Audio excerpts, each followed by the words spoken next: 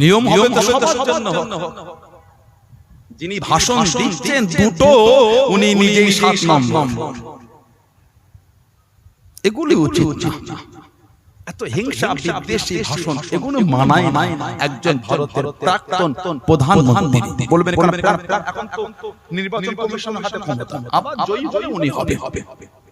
ঠিক না বলবো? কি হবে বলতে পারে জনগণ। আল্লাহ পাক জালেমকে আল্লাহ ধ্বংস করেন। বলুন আমিন। জলে বলুন আমিন। জলে বলেন আল্লাহ। জাতি ধর্ম বর্ণ নির্বিশেষে সবাই যেন মাথা উঁচু করে চলতে পারে, শান্তিতে কাঁধ মিলিয়ে ভাতৃত্বের সাথে। আল্লাহ সেরকম একটা সরকারকে ভারতের মসনদে আল্লাহ জায়গা করে দেন। বলেন আমিন। বলেন আল্লাহুম্মা। মুসলমানদের প্রতি এত হিংসা, আল হিন্দু বোনেদের নাকি মঙ্গল সূত্র নাকি পড়তে পারবে।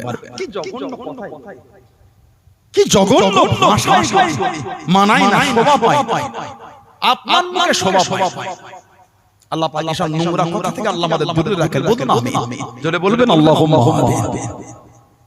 কলকাতা 3 বছর আগে সেই ভিডিওটা এখনো চোখে ভাসছে। নবান্ন অভিযান চালিয়েছিল আপনার দলের লোকেরা। নবান্ন অভিযান, আমি এখানে রাজনীতির কথা বলতে, কিন্তু মানবতা দেখা যাচ্ছে।